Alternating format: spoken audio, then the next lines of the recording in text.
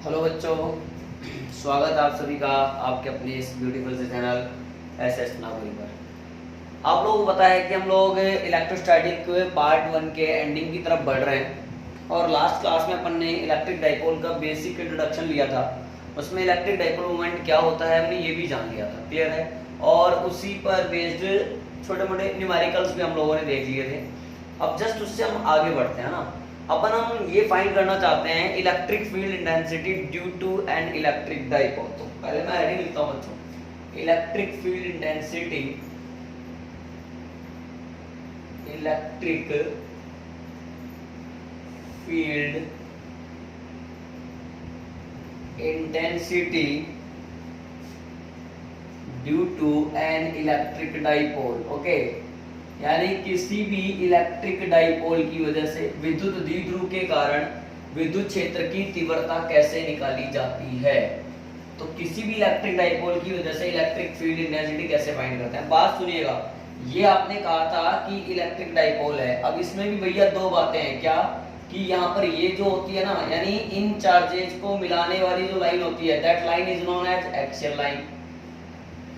और axial line के perpendicular एक ऐसी लाइन जो कहां से पास होती हो, ओ पॉइंट से पास होती हो, is known as equatorial line. इसको हिंदी में कहते हैं अक्षीय रेखा, इसको कहते हैं बच्चों निरक्षीय रेखा। ठीक है, यानी दोनों चार्जेस को मिलाने वाली जो लाइन है उसको तो कहते हैं अपन एक्सियल लाइन। और एक्सियल लाइन के परपेंडिकुलर एक ऐसी लाइन जो कहां से पास होती है, मिड पॉइंट से पास होती है, वो कहलाती है इक्वेटोरियल लाइन, निरक्षीय रेखा। तो फिलहाल तो हमें इन दो केसेस के लिए इलेक्ट्रिक फील्ड इंटेंसिटी फाइंड करना है। यानी एक तो हम लोगों को एक्सियल लाइन पर फाइंड करना है, एक हम लोगों को इक्वेटोरियल लाइन पर फाइंड करना है। फिर हम एक जनरल बात कर लेंगे, क्लियर है। तो पहले हम लोग फाइंड करते हैं बच्चों। देखो हमने क्या करा, केस नंबर ए लिया eight axial line, case number first eight axial line, समझना, यानी अक्षीय रेखा पर। किस रेखा पर निकाल रहे हो बच्चों आप, अक्षीय रेखा पर। ये आपका माइनस क्यू है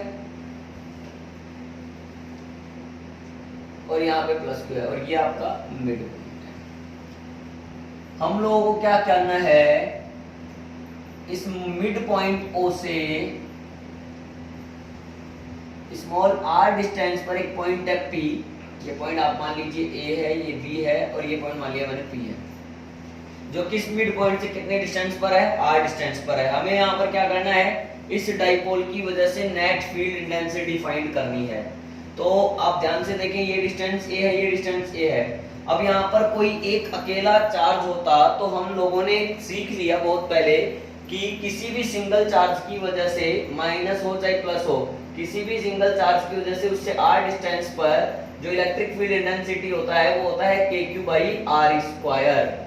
प्लस की वजह से बाहर की तरफ होता है, माइनस की वजह से अंदर की तरफ होता है, क्लियर है। अब यहाँ पर केवल सिंगल चार्ज नहीं है बल्कि दो चार्जेस हैं, तो दो चार्जेस वाले केस भी अपन देख सकते हैं।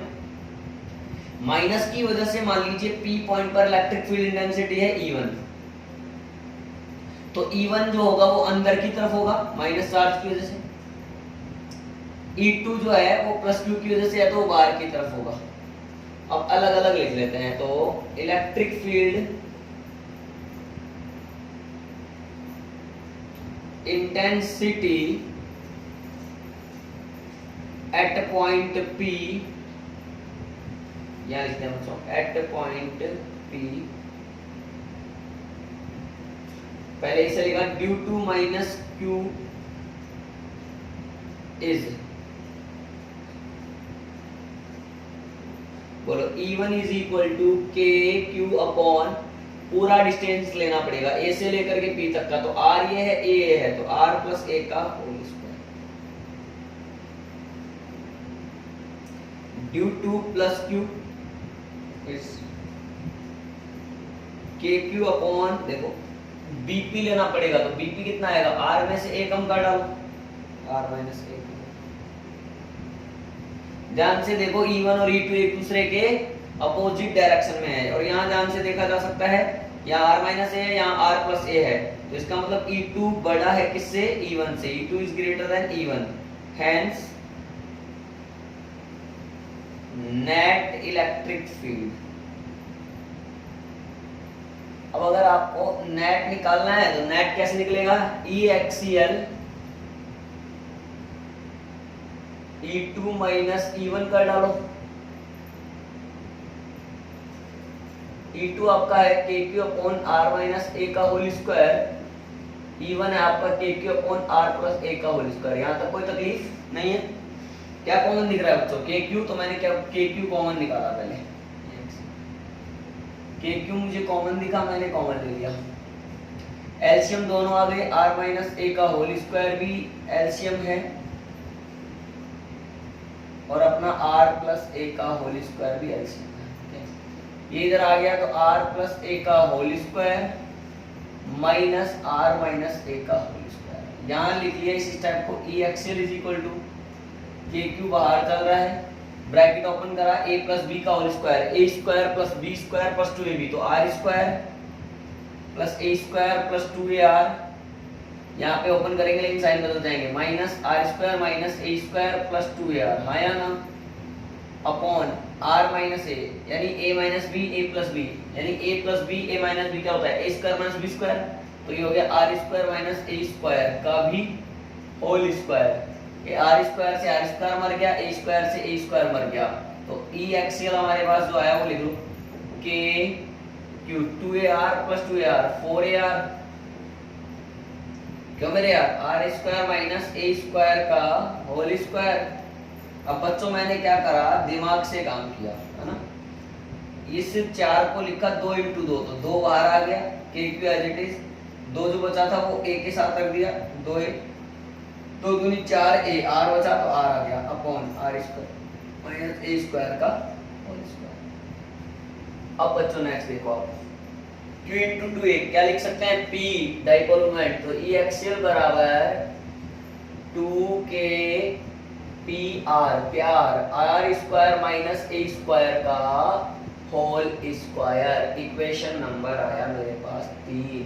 अब बच्चों यहाँ पर हमें पता है, हेयर या इफ करके लिख लो, इफ अपन ने जो R लिया है, तुम लोगों को ये पता है कि जो डाइपोल में चार्जेज के बीच का सेपरेशन होता है वो बहुत कम होता है, यानी 2A जो डिस्टेंस है वो बहुत अल्प है, बहुत छोटा डिस्टेंस है, तो A तो और भी छोटा हो गया। Then we can say that if R is greater than N, then A square can be considered negligible, तो A स्क्वायर को नगण्य मान लो, छोड़ दो, तो E एक्सियल कितना आ गया? 2KPR अपॉन R स्क्वायर का स्क्वायर, R की पावर 4, एक R ने एक R को मार दिया, तो E एक्सियल मेरे पास आ गया बच्चों 2KP अपॉन RQ, हाँ या ना? इस तरह से हमारे पास क्या आया? आंसर आया इक्वेशन नंबर 4। क्या मेरी बात क्लियर है? अगर मैं इसी को वेक्टर फॉर्म में लिखना चाहूं तो लिख सकता हूं इन वेक्टर फॉर्म।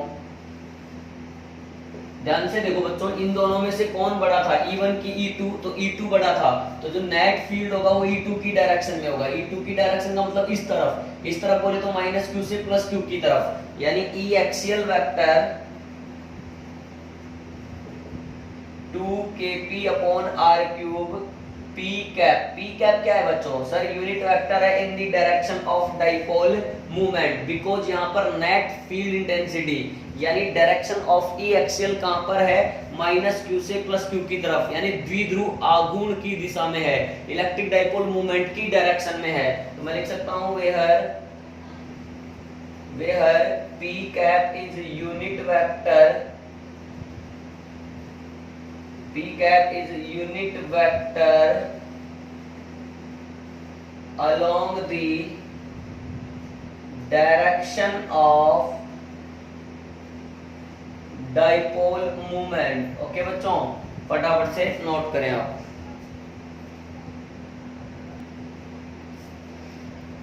लिख लिया? अब देखो केस नंबर बी देखते हैं बच्चों। अब इक्वेटोरियल लाइन पर डाइपोल की वजह से फील्ड इंटेंसिटी कैसे फाइंड करते हैं वो भी हम लोग सीखना चाहते हैं, तो समझना मेरी बात को। अब देखो इक्वेटोरियल लाइन पर, तो केस नंबर सेकंड बोल दो उसको, case second. At equatorial line, ठीक है।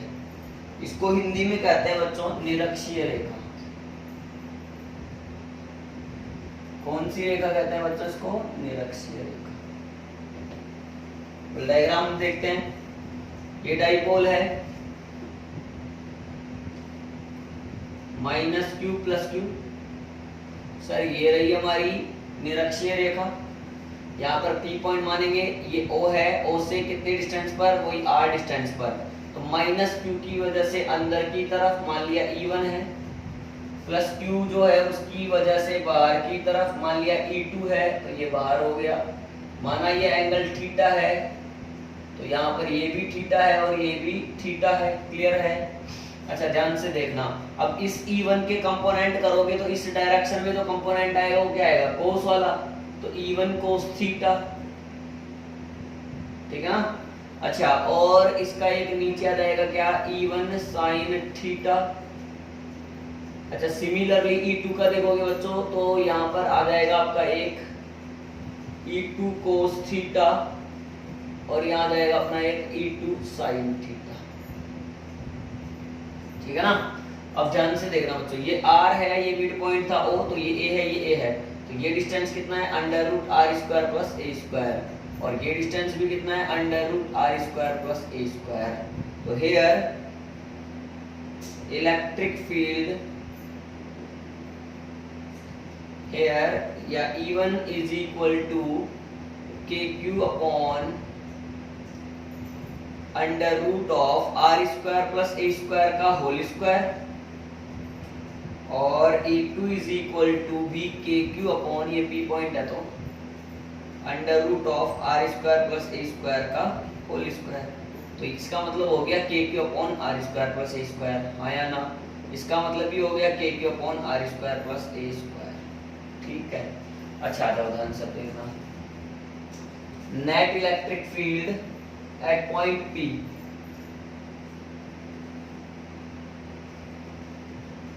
Eight point P। अब मेरी बात ध्यान से सुनो बच्चों, यहाँ पर जो ये वर्टिकल कंपोनेंट्स है, देखो E1 और E2 का मैग्नीट्यूड सेम है ना, ये समझ में आया आपको? हेंस E1 वेक्टर का जो मैग्नीट्यूड है वो E2 वेक्टर के मैग्नीट्यूड के इक्वल है। तो E1 sin theta and E2 sin theta are same in magnitude but opposite in direction. ये दोनों परिमाण में समान है और दिशा में विपरीत हैं, इसलिए E1 sin theta and E2 sin theta cancel out each other, then resultant intensity at P point remains only due to horizontal components। बोले तो E1 cos theta and E2 cos theta are same in magnitude but same in also direction, then we can say that net field intensity at P point due to this dipole will be E1 cos theta plus E2 cos theta। yes or no? कहने का मतलब यहाँ पर जो E equatorial आने वाला है बच्चों, आप समझदार हैं, ये दोनों कंपोनेंट खत्म हो चुके हैं तो ये दोनों जुड़ जाएंगे, E1 cos theta plus E2 cos theta, हाँ या ना। अब E1 और E2 आपस में इक्वल है तो ये हो जाएगा अपने पास 2E1 cos थीटा। अब सीधा सीधा चिपका डाला, E equatorial is equal to 2E1 या E2 जो भी था लिख लो KQ बटे r square plus a square. अच्छा cos थीटा क्या होता है? बेस अपॉन हाइपोटेनियस, यानी a अपॉन दिस, तो into a upon under root r square plus a square. तो यहां से E इक्विटोरियल मेरे पास आ गया K Q, इस 2 को इस a के साथ ले लिया 2a, r square plus a square की पावर 1 है और r square plus a square की पावर 1/2 है, तो नेट पावर हो गया 3/2, r square plus a square का पावर 3/2, आया ना। ध्यान से देखोगे तो E equatorial is equal to Q into 2a को क्या लिखते हैं अपन? P डाइपोल मोमेंट, तो ये हो गया KP बटे r square plus a square का होल पावर 3/2। इक्वेशन नंबर अगला यानी 1, अभी 1 ही आ रहा है। हेयर वही बात कहेंगे बच्चों, R is greater then A, तो ए स्क्वायर को क्या मान लो? नगण्य मान लो, तो E इक्विटोरियल कितना आएगा?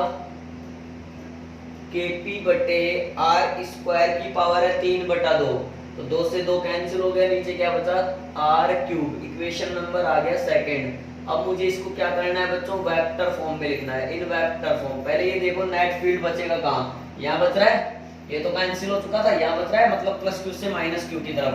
यानी एक्सियल लाइन पर इलेक्ट्रिक फील्ड जो होता है वो डाइपोल मोमेंट की डायरेक्शन में होता है, जबकि इक्वेटोरियल लाइन के लिए जो इलेक्ट्रिक फील्ड इंटेंसिटी होती है बच्चों वो कहां पर होती है सर, वो डाइपोल मोमेंट के अपोजिट डायरेक्शन में होती है। अगर इसको वेक्टर फॉर्म में लिखेंगे तो ई इक्वेटोरियल इज इक्वल टू कितना आएगा, Kp अपॉन आर क्यूब, और यहाँ मैं लिख सकता हूँ बच्चों माइनस का पी कैप। आप समझदार हैं, पी कैप अपने आप में यूनिट वेक्टर है लेकिन वो डाइपोल मोमेंट की डायरेक्शन में है। चूंकि इक्वेटोरियल लाइन पर field intensity opposite to the dipole moment है, इसलिए यहाँ मैंने क्या चिपकाया है, माइनस का पी कैप। ओके बच्चों, आप इसको लिख सकते हैं। उससे पहले मैं एक बात और बता देता हूँ, hence for R is greater than A, जब r की वैल्यू a से बहुत ज्यादा है than E axial upon equatorial, वो आया था kp बटे r क्यूब, सॉरी वो आया था 2 kp बटे r क्यूब, और ये आ रहा है kp अपॉन r क्यूब, तो रेशियो आएगा 2:1। आया ना, इक्वेशन नंबर 4 डू द छपाई। अगर आप लोगों को ये क्लियर हो रहा है बच्चों, तो हम लोग अब नेक्स्ट केस ये देखना चाहते हैं कि सर आपने कहा एक्सियल लाइन है तो ये वाली लाइन है, तो डाइपोल मोमेंट के लिए थीटा 0 है, सर ये लाइन है तो ये थीटा 90 डिग्री हो गया। ओके, अब सर अगर मान लो किसी पर्टिकुलर पॉइंट पर हो जिसके लिए पोजीशन वेक्टर तो अभी की तरह ही r हो, लेकिन डाइपोल मोमेंट जो है वो उस पोजीशन वेक्टर से कितने एंगल पर हो, थीटा एंगल पर हो, तो फिर कैसे कैलकुलेट किया जाता है। ठीक है, मैं आपको थर्ड केस में सिखा रहा हूं। थर्ड केस देखो आप, third case, case number 3। At any point जिसके लिए, यानी किसी बिंदु पर जिसके लिए पोजीशन वेक्टर r है और एंगल कितना है बच्चों, थीटा है, तो r, थीटा इस तरह से लिख दिया मैंने रिप्रेजेंट करने का तरीका। ध्यान से समझना, वही माइनस क्यू प्लस क्यू है, बिल्कुल फर्जी है, देखना बता रहा हूँ, इसी तरीके से करना है। ये ओ, अब की बार ना यूं है ना यूं है, वो यूं है, आया ना, यानी तुम लोगों को पता ही है कि डाइपोल मोमेंट की डायरेक्शन ये है माइनस से प्लस की तरफ, और डाइपोल मोमेंट ने इस पोजीशन वेक्टर से कितना एंगल बनाया, थीटा बनाया, ये पी पॉइंट है हमारा, समझ रहे। अब इस P ने जो है यहां से थीटा बनाया है, तो इस तरफ कंपोनेंट हो गया P cos थीटा, अरे हुआ कि नहीं हुआ है, सही है ना, और एक इस तरफ कंपोनेंट हो गया P sin थीटा। अब P cos थीटा जो है, सॉरी, अच्छा ये P वेक्टर है, यहां से एंगल बना रखा है थीटा, तो इस तरफ कंपोनेंट कितना हो जाएगा, P cos थीटा, और यहाँ पर हो गया P sin थीटा। क्या मैंने क्लियर लिखा है बच्चों, नहीं, देखो यहाँ पर ये अपना P है और ये P है, और यहाँ से इसने एंगल बनाया, तो इस तरफ आपको कंपोनेंट लेना है, तो क्या लेना है, P cos थीटा, और यहाँ पर आपको लेना है P sin थीटा। क्लियर। अब P cos थीटा अपने आप में एक्सियल लाइन का काम करेगा, और जो आपका बच्चों P sin थीटा है वो इक्वेटोरियल लाइन का काम करेगा। तो electric field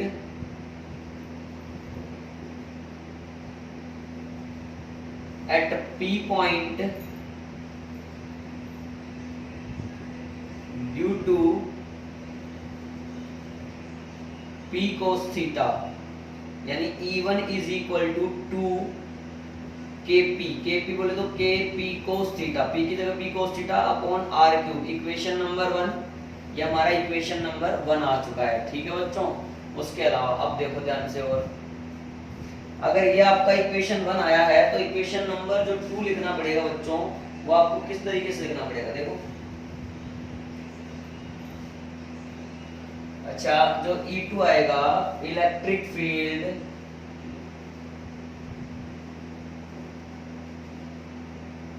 at P point due to P sin theta E2 is equal to वो इक्वेटोरियल लाइन का आ गया, तो KP sin theta upon R cube equation number second. अच्छा, E1 and E2 are perpendicular to each other, then net field E1 perpendicular to E2, then net field is equal to under root of E1 square plus E2 square, तो E की value आ गई, E1 है हमारे पास 2kp cos theta, यानी ये हो गया 4k square p square cos square theta upon r की पावर 6 प्लस ये हो जाएगा k square p square sin square theta upon r की पावर 6। जो कॉमन आ रहा है वो कॉमन लो बच्चों, k square p square upon r की पावर 6 बाहर आके kp बटे r cube under root of 4 cos square theta plus sin square theta. तो बच्चों थोड़ा आगे बढ़ते हैं, तो ये आएगा E बराबर kp अपॉन r क्यूब, अंदर ही अंदर इसको ब्रेक करा, 4 को लिख लिया cos स्क्वायर थीटा, फिर sin square theta as it is, फिर प्लस करके cos में से बचा था 3, तो 3 इज cos square theta, cos square plus sin square क्या होता है 1 होता है, तो ये हो जाएगा kp upon r cube under root 1 plus 3 cos square theta. ये है किसी पर्टिकुलर पॉइंट पर इलेक्ट्रिक फील्ड। इक्वेशन नंबर इसको कहा थर्ड। चेक करें, एक्सियल लाइन के लिए थीटा अगर 0 ले लें तो cos 0 की वैल्यू कितनी हो जाती है बच्चों, बोलो फटाफट से। cos 0 की वैल्यू 1, तो 1 प्लस 3 4, तो 4 का मतलब 2, तो 2 kp अपॉन r क्यूब। और अगर इक्वेटोरियल लाइन की बात करें तो थीटा कितना लिया जाता है 90 डिग्री, तो ये हो जाता है हमारा कितना बच्चों cos 90, cos 90 0, तो ये पूरा टर्म 0, तो यहाँ पर 1 बचा, तो आंसर आएगा kp अपॉन r क्यूब। क्या मेरी बात आप लोगों को क्लियर हो रही है क्या बच्चों? क्या मेरी बात आप लोगों को समझ में आ रही है क्या? क्या मेरी बात क्लियर है? ओके, तो फटाफट से इसको आप छाप लीजिए। ऐसा में बच्चों इलेक्ट्रिक डाइपोल की वजह से इलेक्ट्रिक फील्ड इंटेंसिटी कैसे फाइंड करते हैं, तीनों केस अपन ने पढ़ लिए, axial line, equatorial line and किसी पर्टिकुलर पॉइंट की बात भी हम लोगों ने कर ली है। क्लियर है? अब हम कुछ एक बेसिक न्यूमेरिकल देखते हैं बच्चों, आइए देखिए। ठीक है, बेसिक ये सवाल हम लोगों को दे रखा है, ये एक्स एक्सिस है, ये वाई एक्सिस है। ठीक है, यहाँ पर एक चार्ज रखा है Q0 इस ओरिजिन से x डिस्टेंस पर, अगला चार्ज यहाँ रखा है Q0 इससे 2x डिस्टेंस पर, मतलब यहाँ पर आने के बाद ये 2x हो गया, ओरिजिन से 2x है। ठीक है, ये 4x है। ठीक है, यहाँ भी Q0। ऐसे कार्यक्रम चल रहा है कहाँ तक? इंफिनिटी तक, up to Anant. Find E0 बोले तो बच्चों O पॉइंट पर इलेक्ट्रिक फील्ड इंटेंसिटी फाइंड करनी है। अब सबकी वजह से देखना पड़ेगा। अच्छी बात यह है कि सारे ही पॉजिटिव चार्ज हैं। अगर पॉजिटिव चार्ज है तो पॉजिटिव की वजह से इलेक्ट्रिक फील्ड कहाँ होता है? बाहर की तरफ, यानी इसकी वजह से इधर, इसकी वजह से भी इधर, इसकी वजह से भी इधर, और अनंत तक जितने भी चार्जेज यहाँ इस लाइन पर रखे हुए हैं सबकी वजह से एक ही डायरेक्शन में इलेक्ट्रिक फील्ड होना चाहिए। यस और नो? और अगर सभी की वजह से एक ही डायरेक्शन में इलेक्ट्रिक फील्ड है, देन नेट इलेक्ट्रिक फील्ड इन सबके सम करने से आएगा। तो E0 is equal to K Q0 बटे x स्क्वायर, इसका लिख लिया, फिर plus K Q0 upon 2x का होल स्क्वायर यानी 4x स्क्वायर, प्लस फिर K Q0 बटे 16x स्क्वायर प्लस कहाँ तक? अनंत तक। तो E0 इज इक्वल टू, जो कॉमन आ रहा है कॉमन लिया, K Q0 बटे x square common, 1 plus 1/4 plus 1/16 plus infinity. बच्चों आप लोगों ने बचपन में 10th क्लास में AP पढ़ी है, एक होती है GP ज्योमेट्रिकल प्रोग्रेशन, यानी गुणोत्तर श्रेणी। तो गुणोत्तर श्रेणी जो होती है वो भी आप देख सकते हैं। गुणोत्तर श्रेणी क्या होती है बच्चों? इसमें A इस तरह से होते हैं टर्म्स, पहला टर्म A है, दूसरा टर्म AR, तीसरा टर्म AR स्क्वायर, फिर AR क्यूब, इस तरह से रहता है बच्चों। तो यहाँ पर जैसे AP जो होती है उसमें क्या चलता है बच्चों? कॉमन डिफरेंस चलता है, यानी सार्व अंतर चलता है। A plus D, A plus 2D, a plus 3d इस तरह चलता है। तो सार्वंतर कितना आ रहा है, d आ रहा है। इसमें से इसको घटाया d बचा, इसमें से इसको घटाया d बचा, इसमें से इसको घटाया d बचा।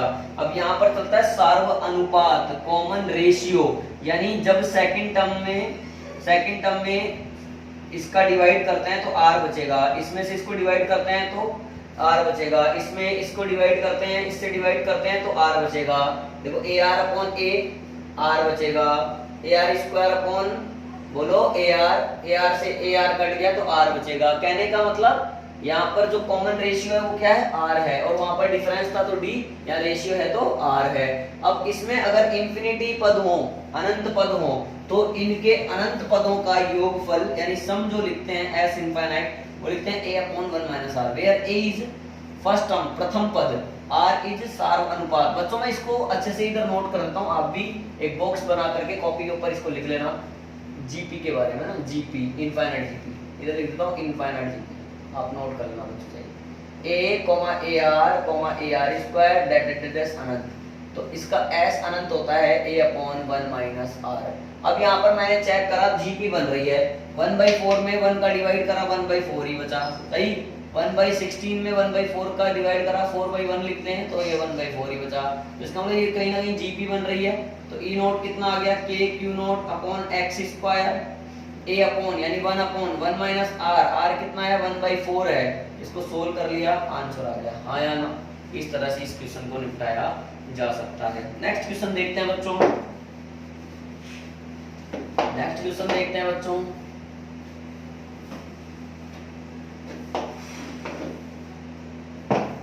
देखो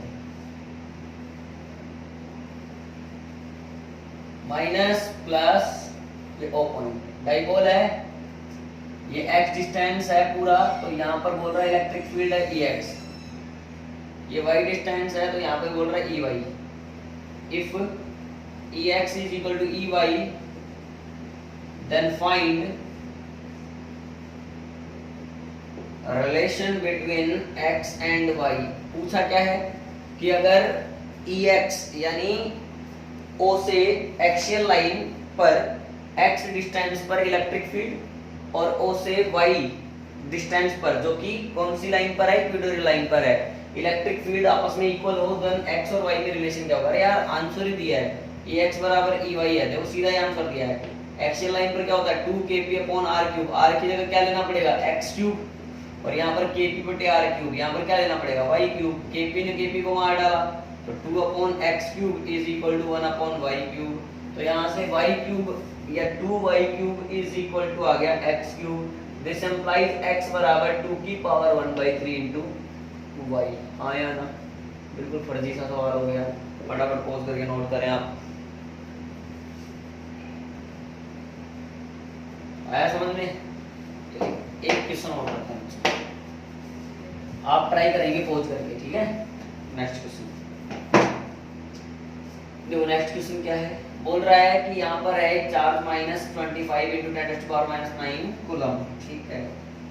और यहाँ पर बोला है एक और चार्ज है प्लस का 25 इंटू 10⁻⁹ कूलम। ये दोनों एक दूसरे से कितनी दूरी पर रखे हैं बच्चों, 6 मीटर की दूरी पर रखे हैं, ठीक है। बोल रहा है than E axial upon E equatorial बताइए at a distance of 4 metre from centre of dipole.